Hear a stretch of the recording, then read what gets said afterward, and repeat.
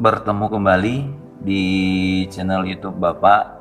Jadi yang berikutnya ini saya mau bahas tentang gugus fungsi tapi part 2. Kalau kemarin part 1, sekarang saya mau bahas part 2. Part 2 tentang apa? Masih bagian dari gugus fungsi. Tapi ini terkait dengan isomer, reaksi dan juga jenis-jenis dari alkohol gitu ya.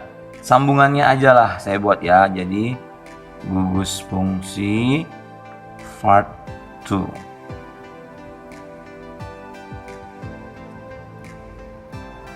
Lanjutan. Oke. Ini yang berikutnya yang akan kita bahas. Oke. Kalau di lanjutan gugus fungsi sebenarnya adalah yang kalian ingat pertama sekali kita udah bahas kemarin gugus fungsi, salah satunya adalah alkohol. Jadi alkohol ini ada jenisnya.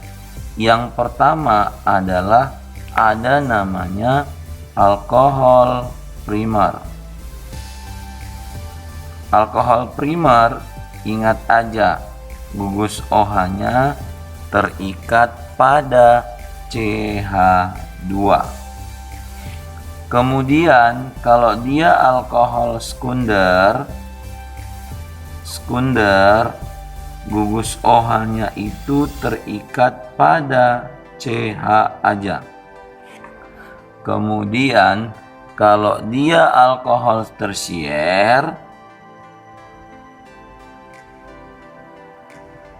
gugus OH-nya terikat pada atom C saja. Jadi ini boleh kalian ingat. Sebenarnya kalau definisi terpanjangnya itu adalah alkohol primer adalah alkohol yang gugus OH-nya terikat pada satu atom C yang mengikat atom C lain sebanyak 1. Jadi lama. Maka dari itu ini kami ringkas menjadi, lihat aja, kalau dia alkohol primer atom C-nya terikat pada OH-nya terikat pada atom CH3. Kalau dia sekunder terikat pada atom OH terikat pada CH aja. Kalau dia tersier, OH terikat pada atom C saja. Itu dia. Oke. Nah, terkadang lagi di soal kita jumpai, kita tadi tahu rumus umumnya itu CnH2n tambah 2O. Ini bisa untuk alkohol dengan ether ya. Kemudian CnH2nO ini bisa aldehid ya kan. Satu lagi bisa keton. Nah, kalau dia misalnya CnH2nO2 ini bisa asam karboksilat dan bisa ester. Nah, sekarang yuk. Kemudian berikutnya, bagaimana sih sebenarnya cara membedakan mereka? Cara membedakannya itu gampang. Tinggal untuk membedakan alkohol dengan ether atau rumus umum yang CnH2n tambah 2O. Singkat, satu ether, satu alkohol, atau satu alkohol, satu ether. Kalau dia alkohol, nanti misalnya di soal, alkohol itu bisa larut dalam air, sementara yang ini tidak, gitu ya. Kemudian titik didihnya alkohol itu tinggi karena ada ikatan hidrogen. Yang ini titik didihnya rendah. Yang ini bisa bereaksi dengan logam Na, sementara yang ini tidak. Yang ini bisa bereaksi dengan senyawa PX3. X adalah unsur halogen, sementara yang ini tidak. Jadi kalau misalnya ada nanti soal, suatu senyawa mempunyai rumus umum C4H10O. Ini kan kita belum tahu apakah alkohol, apakah eter. Kan sama rumus umumnya. Ternyata ada sambungan soal. Setelah direaksikan dengan logam Na, ternyata membentuk suatu senyawa yang bisa memerahkan lakmus biru, membirukan lakmus merah. Berarti dapat bereaksi dengan logam Na. Kalau bisa bereaksi dengan logam Na, berarti itu adalah alkohol. Maka gugus fungsi yang tepat adalah A. OH, B. O, dan seterusnya. Berarti jawabannya adalah OH. Maka jawabannya adalah alkohol. Nah, demikian juga antara aldehid dengan keton. Juga ada kan rumus umumnya kebetulan sama. Juga bisa dibedakan dengan cara apa? Perhatikan. Kalau dia aldehid beda, kalau dia keton ada juga pembedanya. Kalau aldehid bisa bereaksi dengan Fehling. Kalau yang ini enggak. Yang kedua bisa bereaksi dengan reaksi Tollens. Yang ini enggak. Ini hasil oksidasi primer, hasil oksidasi alkohol primer. Kalau eter hasil oksidasi alkohol sekunder. Oke.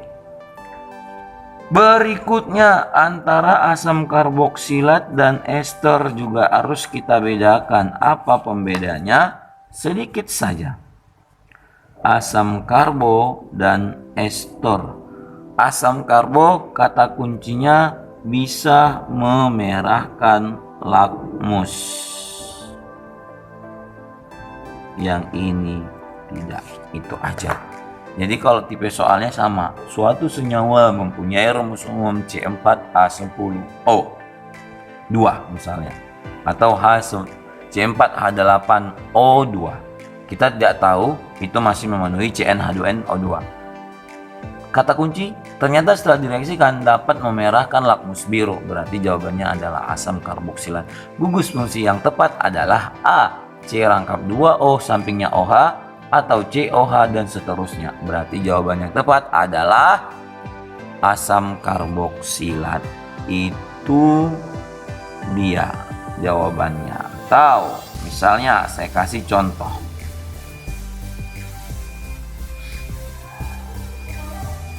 CH3, CH2, CH aja, CH3, kemudian CH2, nah COH.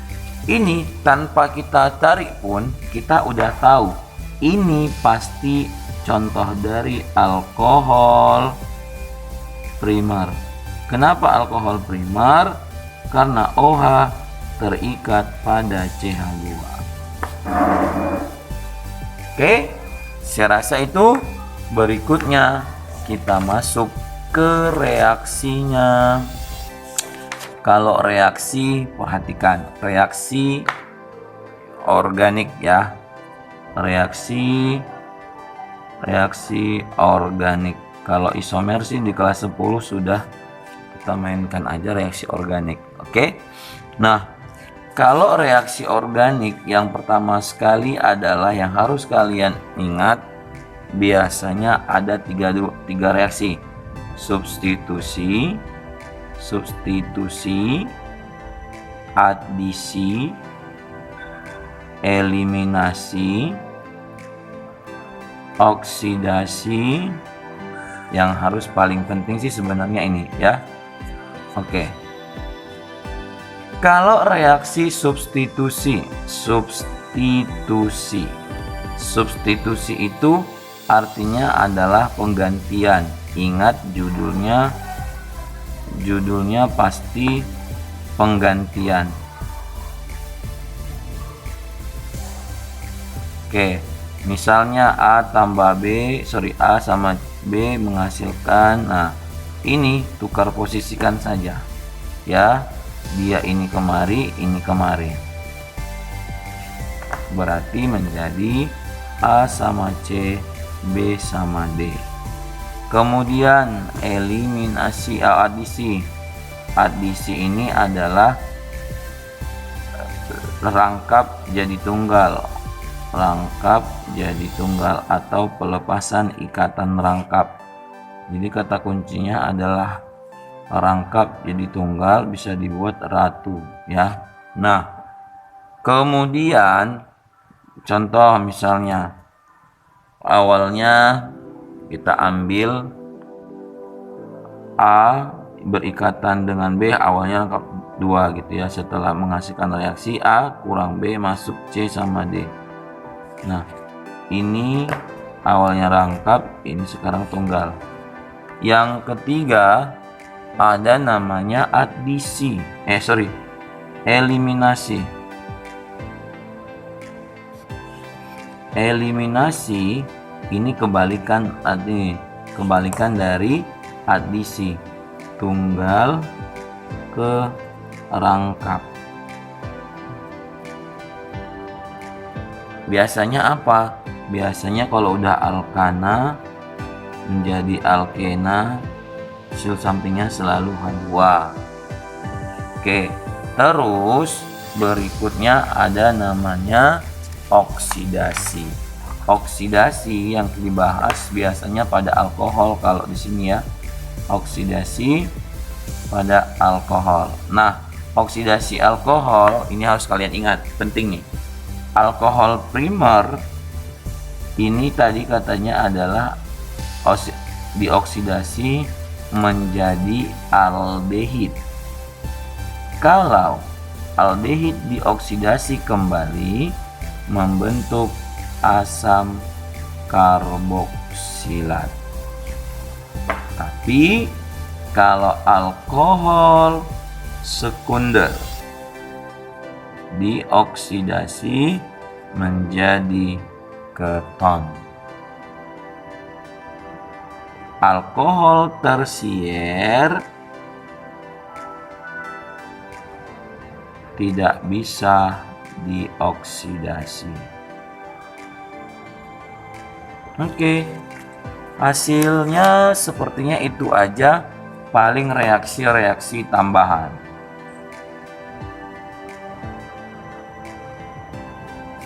Oke, reaksi tambahan ada namanya reaksi penetralan.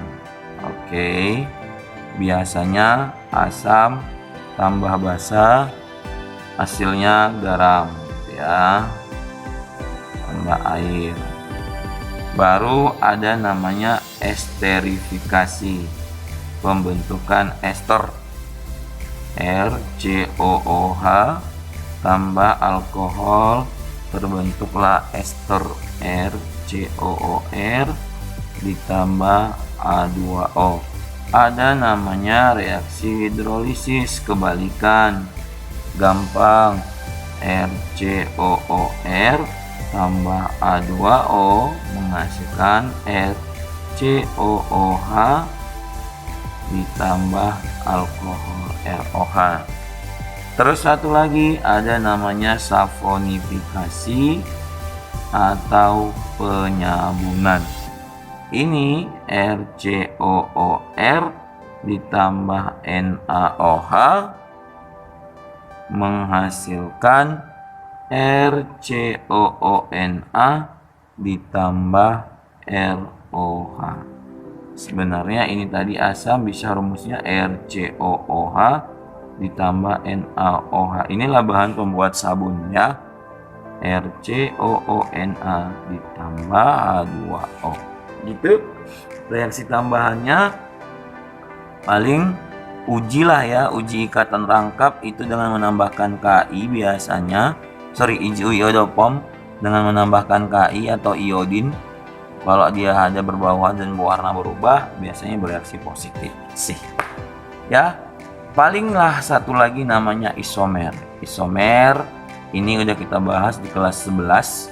Isomer itu sih pada dasarnya, saya ulang kembali, isomer itu pada dasarnya adalah ada namanya isomer rantai, ada namanya isomer ruang.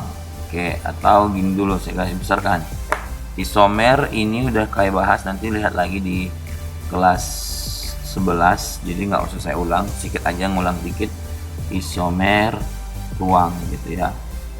Kalau isomer secara struktur ini bisa dibagi atau topik dibahasnya menjadi isomer rantai, kemudian bisa jadi isomer posisi, letak gugusnya nanti beda-beda, sama isomer fungsi. Tapi kalau isomer ruang ada dua, ada namanya isomer geometrik, cis dan trans, kemudian ada namanya isomer optik. Isomer optik bentuknya LeFo dan Destro. Jadi ini biasanya dibahas di kelas 11. Sama pada dasarnya. Isomer rantai, rumus umum sama, rantainya berbeda. Gini ya. Rumus umum sama, rantainya beda, atom C-nya beda. Ke bawah jadi cabang. Ini rumus molekul sama, posisi rangkap atau posisi gugus tidak sama. Ini rumus molekul sama, gugusnya tidak sama. Isomer geometrik ini ada dua, ada cis dan trans. Ini sudah dibahas. Cis artinya bersamaan sisi. Nanti lihat lagi kelas 11, mau saya ulang kembali. Lihat lagi di kelas 11. Trans berlawanan sisi. Kalau cis kalau optik syaratnya ini harus ada atom C kiral. Atom C kiral artinya mengikat 4 gugus yang tidak sama. Yang tidak sama itu wajib isomer optik. Ini bentuknya nanti ada dua juga, ada namanya bentuknya dextro, ada bentuknya LeFo. Kalau dextro memutar ke kanan, oke. Kalau yang ini memutarnya ke kiri. Oke, itu aja. Selebihnya contohnya di buku cetak ada, bisa dilihat, atau di materi yang saya kirim di PowerPoint kemarin juga ada. Silakan dilihat yang mana yang kau paham. Itu aja untuk hari ini. Terima kasih, mudah-mudahan kalian paham dan semoga apa yang saya sampaikan dapat dimengerti. Itu aja, sampai ketemu di channel berikutnya dan mudah-mudahan kita bisa berbuat kebaikan untuk orang lain dan paling tidak kita tidak menyusahkan mereka-mereka yang ada di sekitar kita. Oke, terima kasih semuanya.